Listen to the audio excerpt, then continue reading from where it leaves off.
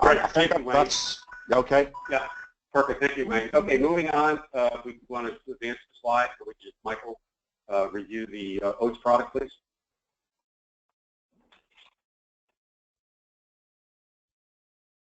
Hello, everyone. Let me talk specifically about Oracle Application Testing Suite, also known as OATS. It is a comprehensive and complete testing solution for QA testing, QA automation, and application monitoring. It includes Oracle functional testing for web applications, which controls any major browser to record and play back actions on HTML page components.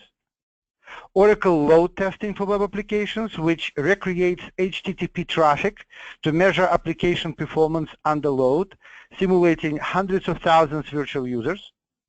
And Oracle Test Manager, enabling QA engineering teams of any size to manage the whole testing process, starting with requirements, scheduling, conducting tests, and finishing with bug tracking.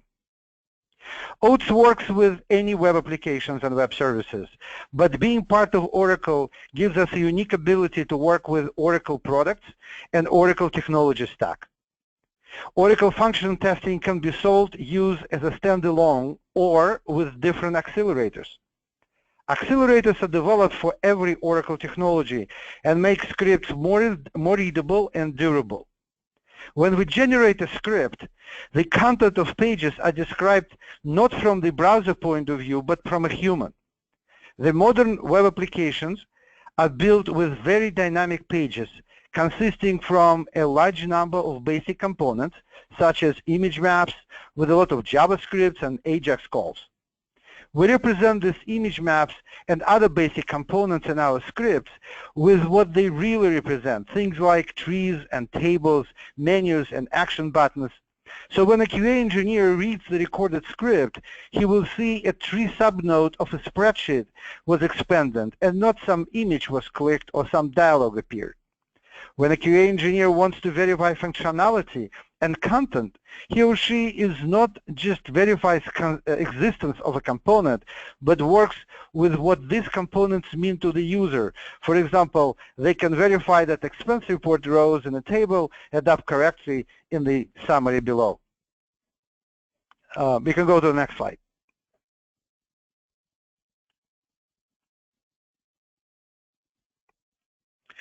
So OpenScript of OATS is a platform capable to generate all sorts of scripts, load and functional, capable to play and therefore verify the functionality of your applications in any of modern browsers.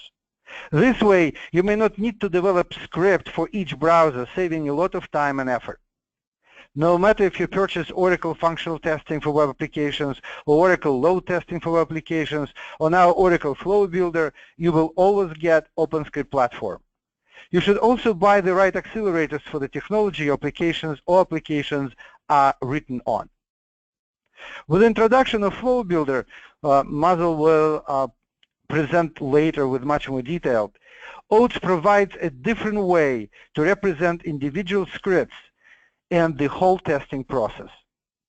In difference with traditional record and playback approach of Oracle functional testing product, Oracle Flowbuilder allows testing development to start even before your application UI is ready. Once components are built, developers of your application start building pages, but QA engineers can now start building testing scripts by forecasting the right flows based on the same design documents developers are using. As there is no coding required, business analyst without coding skills but with deep knowledge of the application under test can be very productive. Oracle Flowbuilder supports Telnet as well as web applications and web services. It was created and now being developed by Oracle EBS QA team in collaboration with ATS development team. So before it gets to your hands, it has already passed through a lot of usage by internal teams at Oracle. We can go to another slide.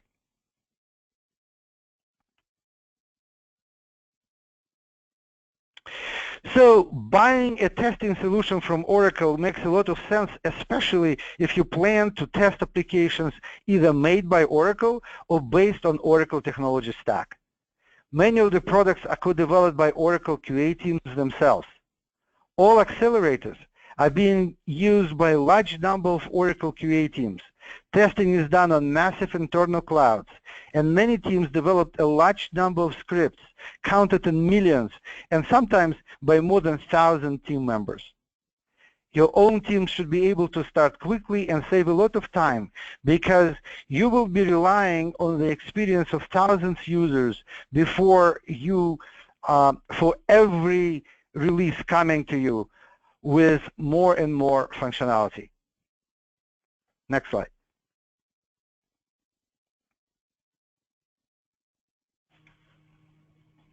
Okay, Michael, thank you. I think Monson, you can pick it up from here, please.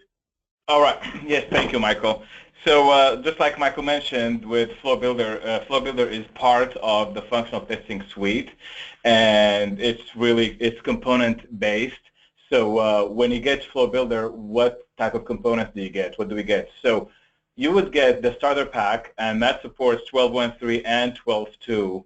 And the starter pack has over 3,600 components that spans across the eBusiness Suite products, and over 230 flows across the eBusiness Suite.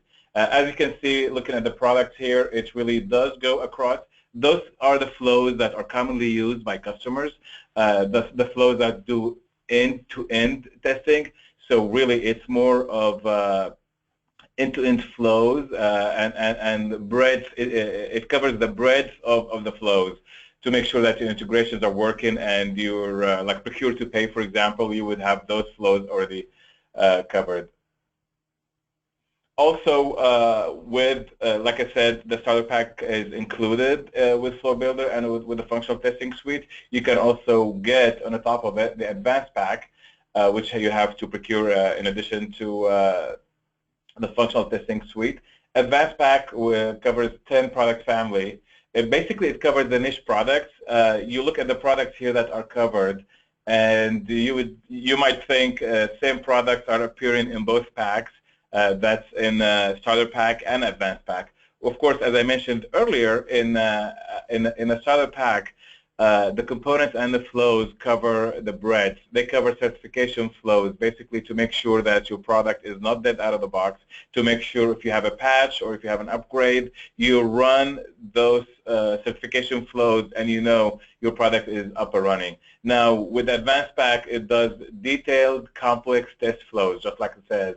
The coverage is huge in terms of components and flows, and for each one of those products that you see, we have some really complex flows, and the details are online. I guess Ernie or Compasso, if you guys contact them, you can get the details of what is covered in each one of those products. But definitely, if you're interested in any of these products, this advanced pack is for you, because I know from experience, customers who procured the advanced pack for some of their products, they were very happy with the coverage. So on the top of that, I want to talk a little bit about web services, open interfaces, and API support. I'll just spend a minute basically to let you know. I know most of you guys would know what web services, OIs, open interfaces, and APIs are. But basically, for those that don't, those are stored procedures that enable you to insert and update data through the open interface, where instead of going to the UI, you can use the open interface using the APIs. You can do mass updates, mass uploads to items, update POs in masses. Many customers are using APIs, so we thought it would be great if we can get that automated. And absolutely included as part of the advanced pack. Now we support also the APIs, web services, and open interfaces. We have provided, so the advanced pack contains 875 components to cover all the open interfaces. And again, of course, that would be web services, open interface, and APIs. And for it flows across EBS, the commonly used flows. What we did, we looked at each one of those products and looked at the commonly used open interfaces, and we got flows for those, and in addition to the components. We cover 12.1.3 and 12.2. Using automated APIs, it's drastic reduction in execution time. We all know how long it takes to go to the API and execute a procedure. You can also do hybrid flows where you can update, let's say, 100 TOs or 100 items, or create 100 items, and then you can go to the UI to verify it.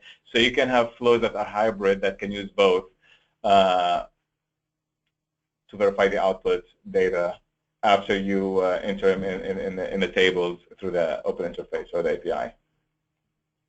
A quick example here, the value added through execution. So just an example, in Oracle Project Management, which is an Oracle product, to create a project, it takes about 1 to 1.5 hours using the UI.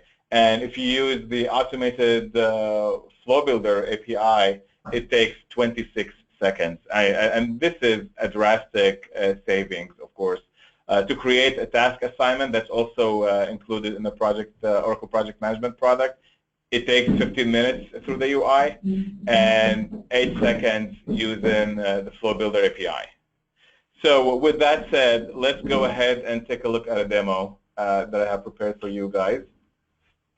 So with Flowbuilder, before I start, I just want to say our goal here is really usability, the ease of use. As Michael said, if you are an expert in functionality or in the product itself, you don't also need to be an expert programmer. So you would want a tool that you can just take it and run with to automate your product. So as you see here, there would not be any programming needed. When you log into the application, into Flowbuilder, just like any other application, you log in with a username and with a password. Once you log in, not to be overwhelmed, you look at this first page. This is the home page. Mainly it's for the administrator to add users to the tool, to give users responsibility. Maybe you want users to be able only to create and access the procurement product, some for the EAM, and so on.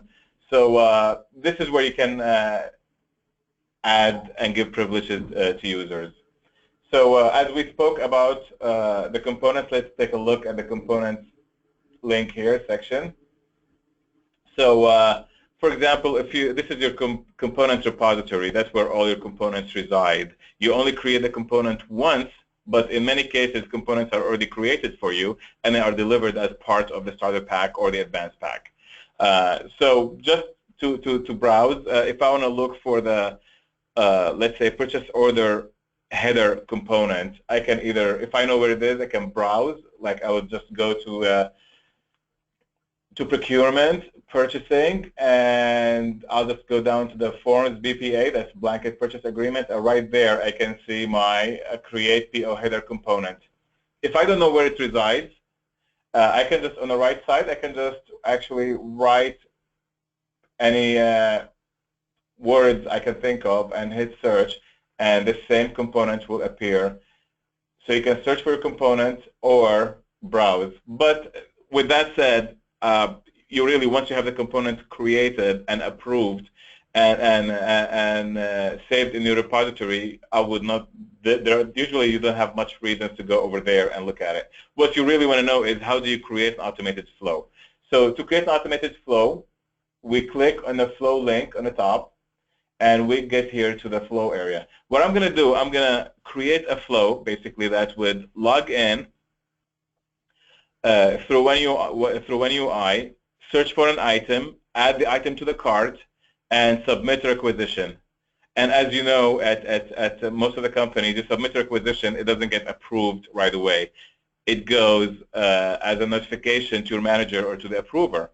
And then you log out, the approver logs in, they query your item, and they approve it, they turn it into a purchase order. So this is the flow I would like to do. And this is something that takes days to automate in other cases, but in our case, it should take a much shorter time.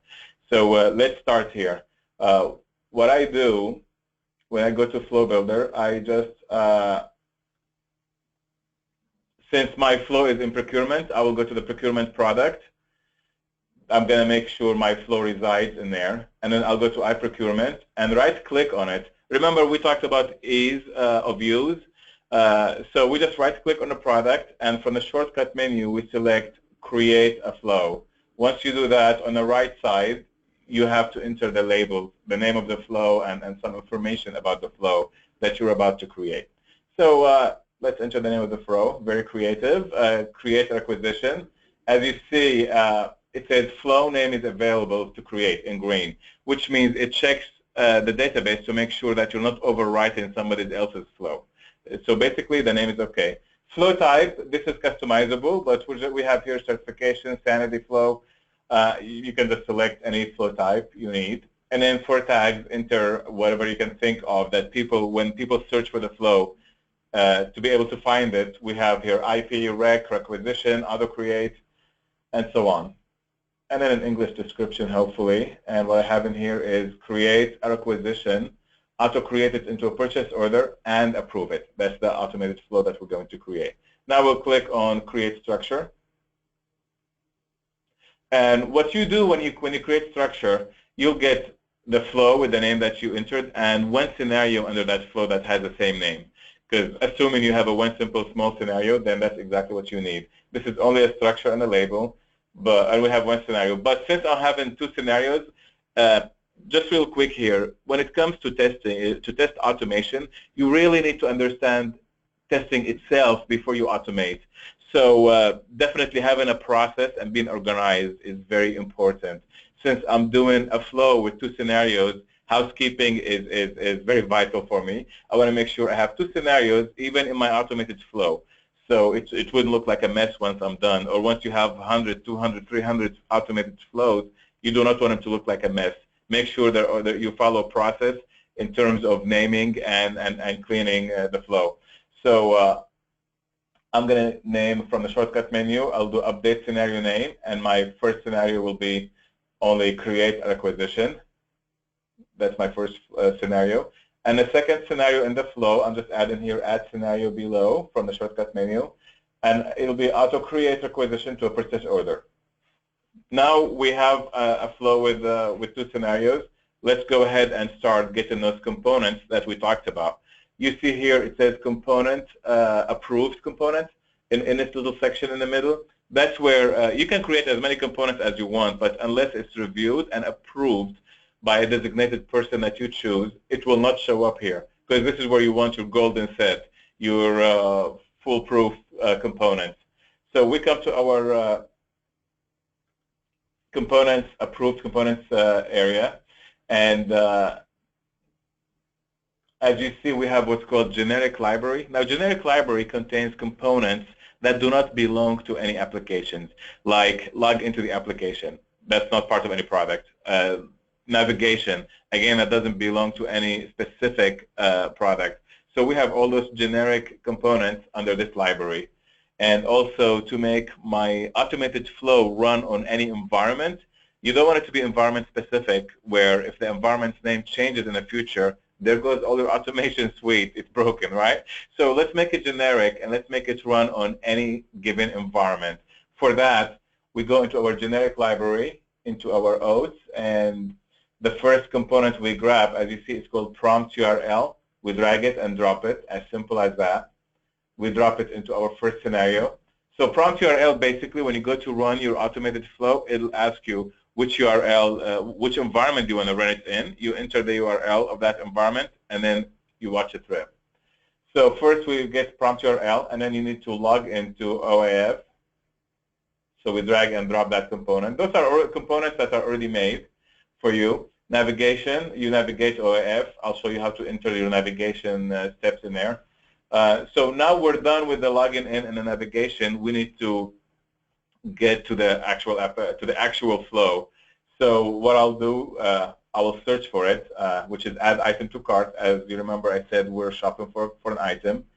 When you write on the top the name of the components, as you see, add item to cart, I wasn't sure what that component is called, so I used wildcard, which is a %sign, and it highlights for you all possible components. And I know my component, so I just drag it and drop it there, add item to cart, right there. And then, of course, you know the functionality, so then you need to click on click and view the cart after you add the item. This is just the process. This is part of the functional test script or the test plan that you have, the manual one. Then you go to the shopping cart page.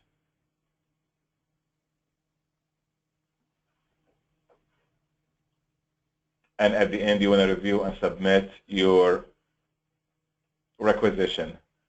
So that is the first scenario done. Of course, once you're done, you need to log out of OAF,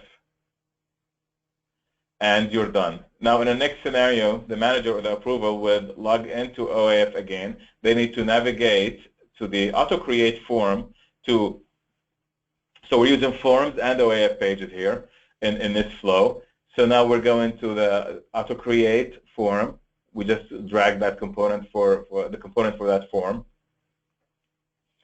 And of course, you would query your requisition, and then you would auto-create it into an SPO, standard purchase order.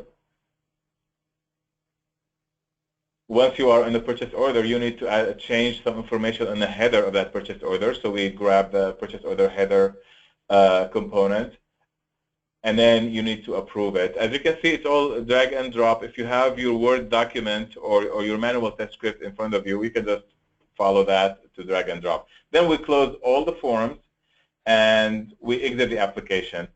So basically what takes forever to create, as you can see, a few minutes, and we were done with our flow. So now you would say, great, this is all nicely created flow, generic, but it has no data in it yet. How do we add data? So to add data to your flow, you just basically right-click on the name of the flow on the top, and from the shortcut menu, you download an Excel spreadsheet that's customized and specific to this very flow. As you can see, we have here all these components that we pulled out. So when you get the Excel spreadsheet and it opens up, which we all love Excel, when it opens up, you will see the same components that we dragged and dropped showing up here. So basically, and for each page, for each component, you would see the fields that you would see as if you are sitting in front of the screen. So when you do your manual execution, every page will have these fields. And that's why it's called data-driven, because you just enter the data that you want to drive your flow. Only the needed data can be entered. And this should not be hard, because whatever you would see on the screen when you are in front of the application, you would see it here. So we'll start by entering, for example, for logging in, the good old username and password, and that would be operations welcome. And I'm not going to bore you here with entering all the data. So we'll do the TV magic, and as you can see, data is entered. For the bath, we will have iProcurement home, and then shop. For the item I'm searching for, the item name, and so on. Any button you need to select, these are all drop down. So checkout button, it'll be true or false. If you want it to be pushed, that means it's true. Same for submit. You just, from the drop down, you can select true. And it would be, so when it runs, that would be pushed. It'll be clicked on, basically. It's like a click on. So another thing you might say, okay, so the requisition is created in the first part. If the requisition is created, that requisition number is dynamically selected by the application. How do we know what it is to be able to query it in the second half or in the second scenario, right? So basically, Flowbuilder supports variables.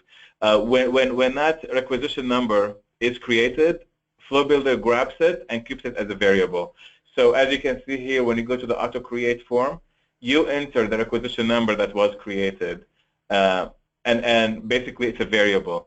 How do we know it's called requisition number 1? This is also a drop-down, because we know when the component was created, we know this was a drop-down. So if you have 10 requisitions created, you would click on the drop-down menu here, and you would see 10 requisitions, so you can select the one that you need. So anything that's dynamically generated by the system basically can be stored as variable to be used in a later scenarios. So going forward, this is your Excel spreadsheet. When you're done, you save it and you upload it back up there into the application. And then you'll have really an application that has data in it already. Also, you know, the icing on the cake, you can, once you're done creating your automated flow, you can right-click on the name of the flow up here, and you can generate the test plan. The manual test script, that nice, well-written document, you can have your automated flow documented. This is great for auditing, for managers to review what's been automated, because many times we hear a flow has been automated. How do we know it's been automated? This is great audit follow-up just to make sure that things have been created. So you can download test plan from it, and that can be in HTML or Word document. So we open it, and as you can see, it has the first page, who created it, the name, the date of when it was created, document controls, and I know in some industries that's very important for document controls to have people review it and approve it. So you will know that automated flow has been reviewed and approved.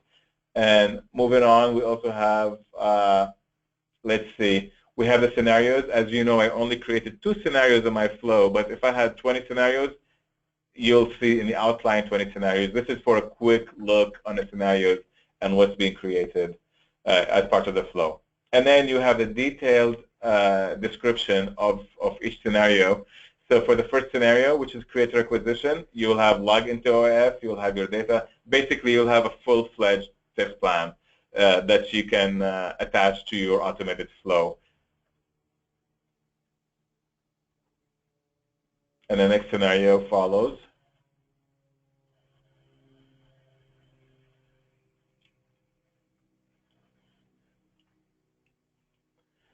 Okay, another thing is sometimes people want to see the Java code behind in the back end.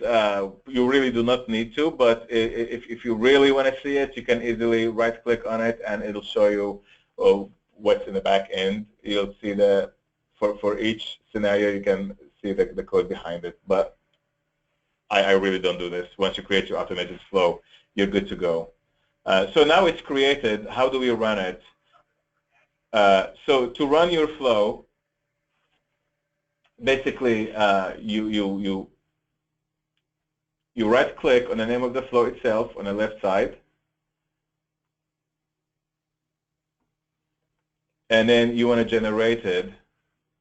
To be able to go and run it in OpenScript, you need to generate your flow. Now it's created. So where do you want to save it? You can just enter the place wherever you want to save it, whether it's on a server or on your own machine. You can save it anywhere. Normal wait, if you want to force a wait between the different steps, or if you want to add more wait time, you can do all that. Also over here you see rerunnable type.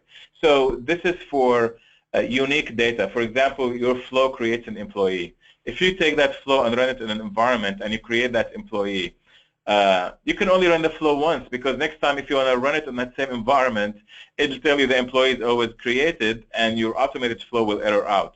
So if you check the rerunnable, then that flow name, every time the flow runs, I mean the employee name, every time the flow runs, it'll be, let's say James, it'll be James 1, James 2. Basically it would have a string, a prefix or a suffix attached to the name, whether it's an item or an employee or any unique data.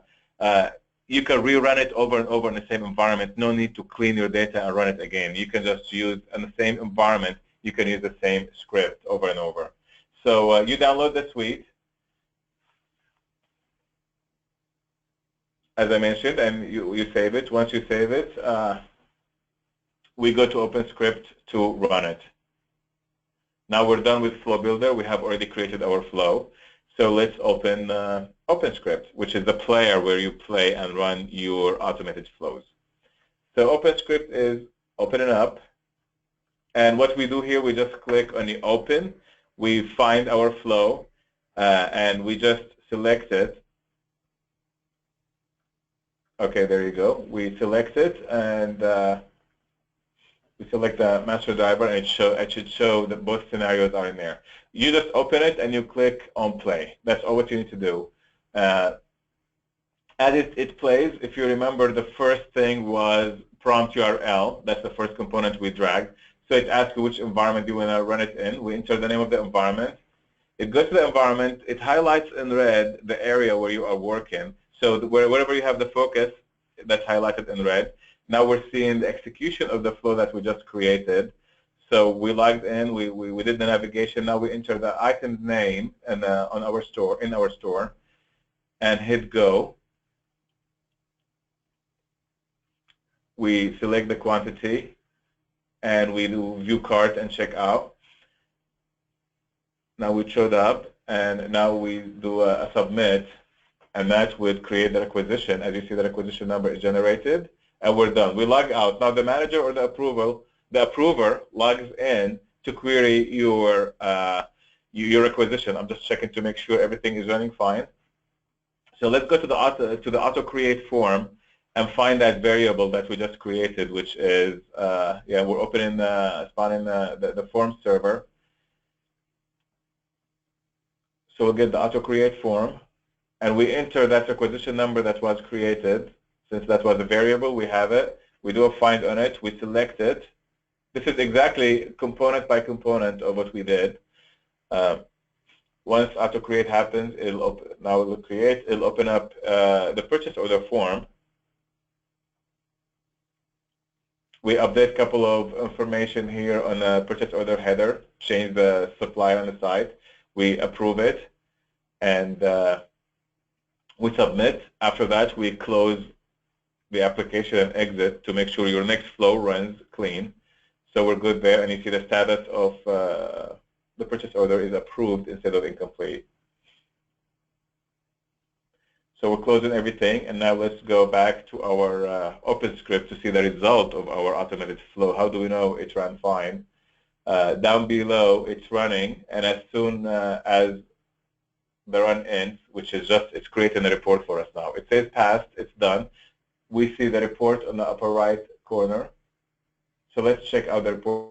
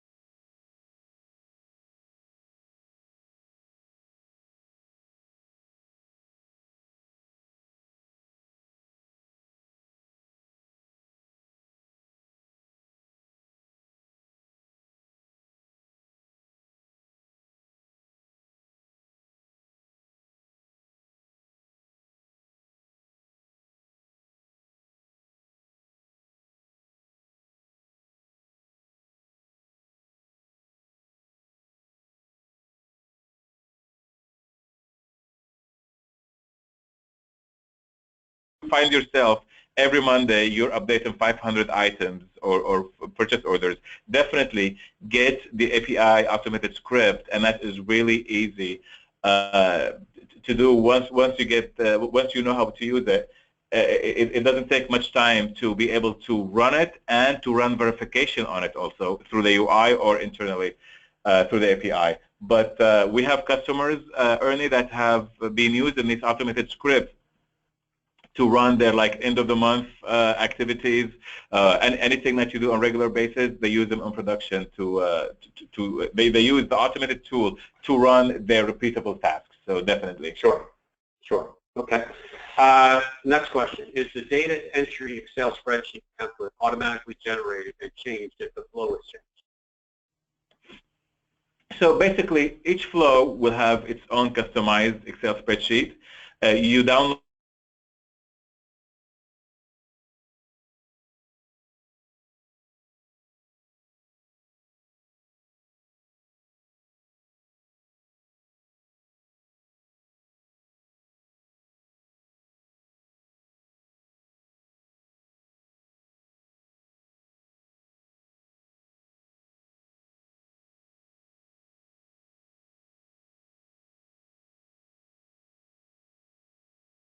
Okay.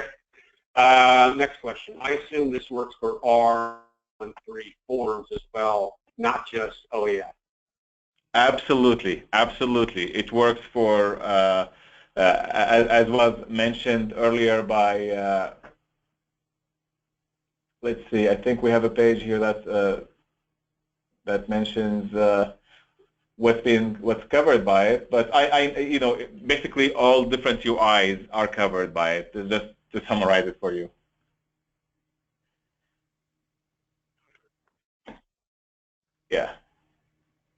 Yeah, ADF, Telenet, web services, APIs, all different UIs are covered.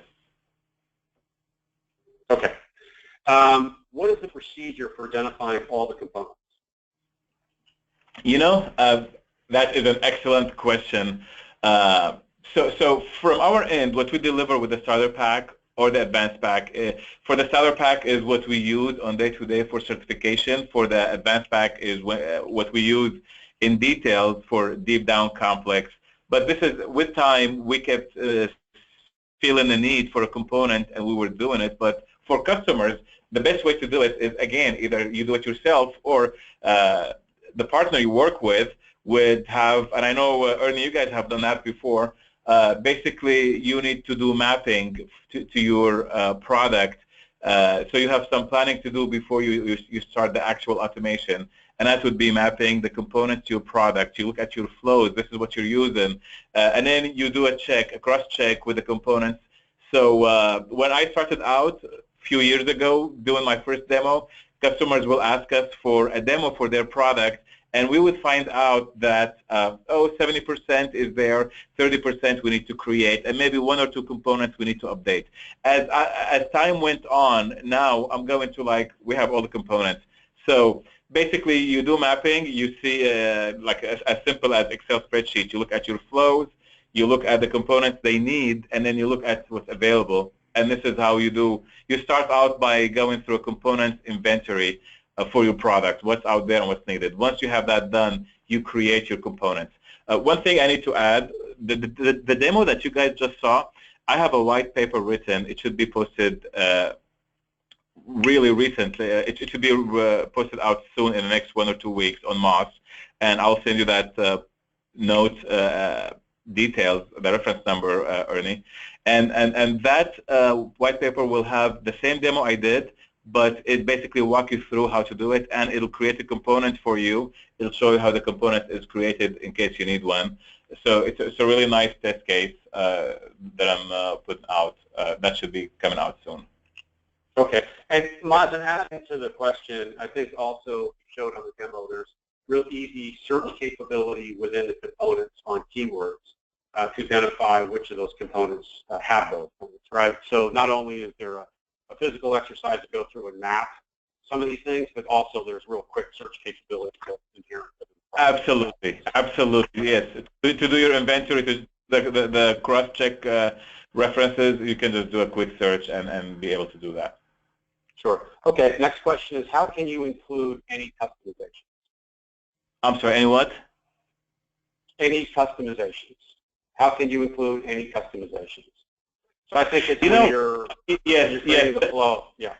That is an excellent question again. Usually I talk about customization without being asked. Thank you for reminding me, whoever asked that question. So as you saw, we have components for each page or for each form. It's broken into those granular entities. Now we have everything generically, just like when you get the application out of the box. But why do we love Flowbuilder? Because it's component based, which means going forward, so let's talk about maintenance first. Going forward, if a page changes or a form changes, or what you do, instead of throwing away all your automated flows and start from zero again, and we've all have been burnt by this, where change happens, an upgrade happens, and then guess what? None of your automation flows work.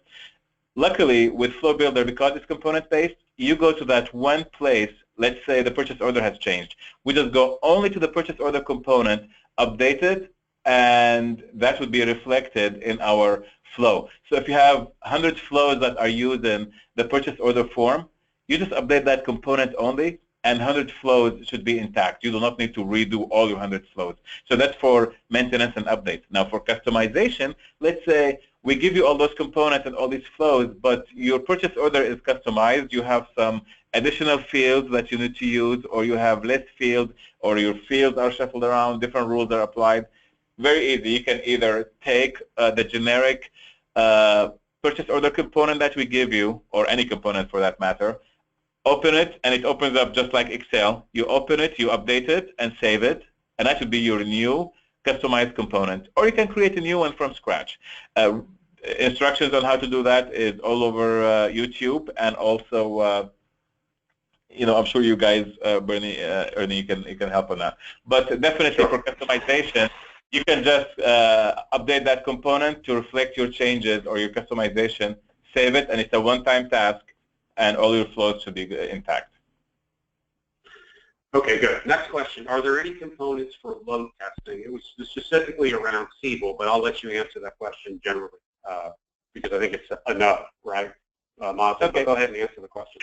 Yes, absolutely. So today, Flowbuilder supports e-business suite only.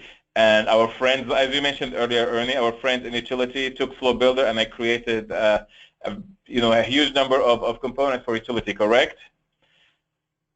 Yeah, but those flows are web service based. They're not anything to do with load testing. So specifically in the topic today with EBS, there are no load testing capability within Flowbuilder, right? Correct. Correct. And there are no components that are created as of yet within Siebel. Each development team has their own QA group, and each group then spends the time to build out the components.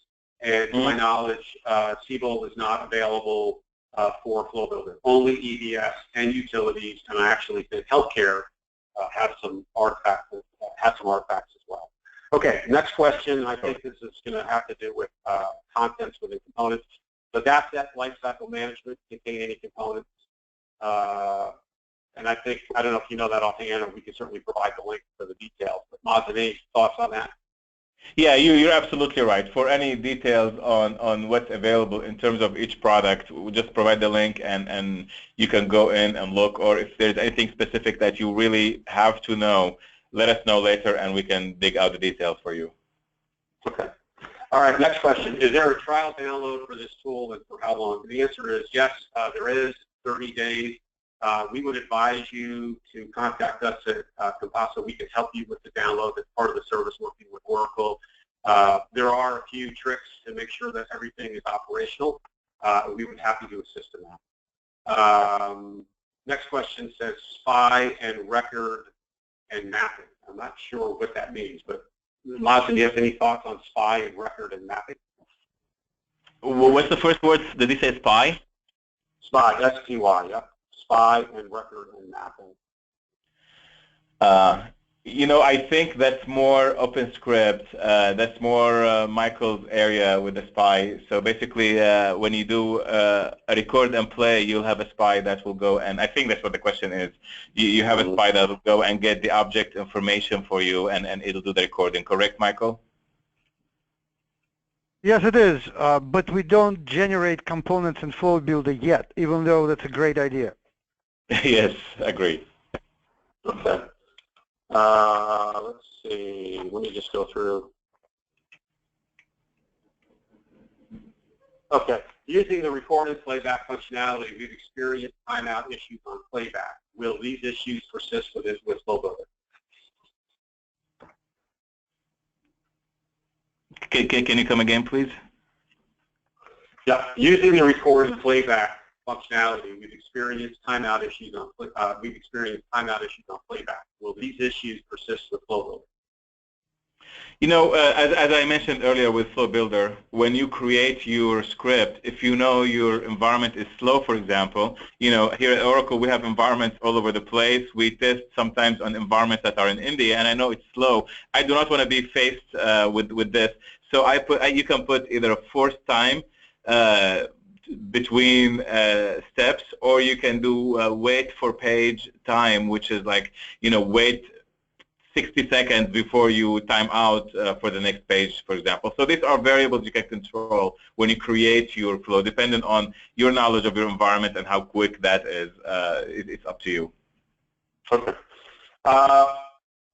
Let's see. Once a component has been identified as being updated, changed, is there a way to search scripts to identify where that component has been used?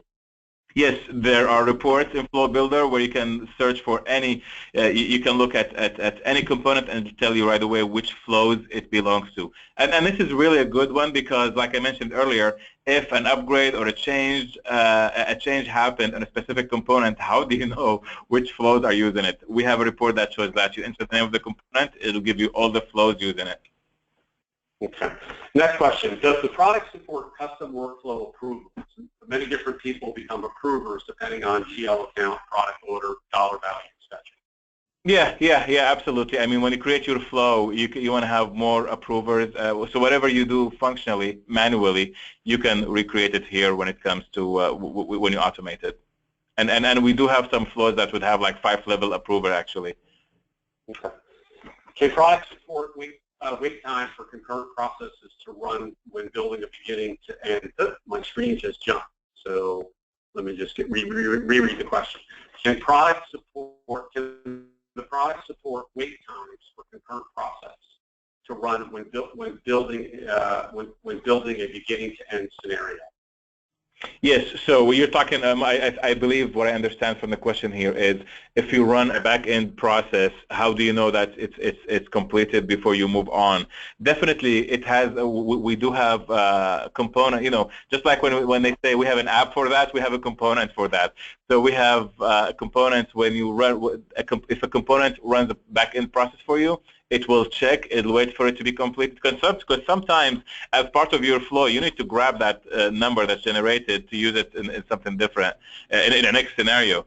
So yeah, it'll check to make sure the concurrent process is finished before moving on to the next step. It will check. Okay, and last question, because we're 2 minutes over the hour. As far as expected results, can it recognize a status change, like accounted equals yes on an invoice? So was the question, will it recognize if something is different or changed?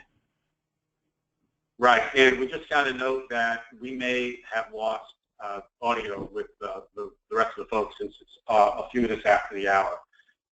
For those that can hear, go ahead. It's as far as expected results to recognize. Okay, let me answer that real quick, Ernie. Definitely, if there are specific data that you care about, make sure you can select verify on this data, and it'll verify for you if that has been changed with every report. Okay. Yeah. All right.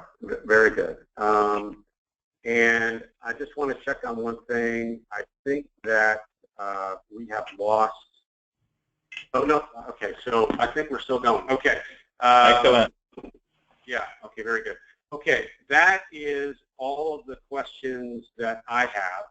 So I'd just like to restate that we will be sending out at the end of the week the PowerPoint slide, the recording of this session. If there's any interest, certainly let us know. We can continue on and talk to you about customized presentations. I want to thank Wayne and Michael and Mazen for speaking today, and certainly would like to thank everyone taking the time to join the call.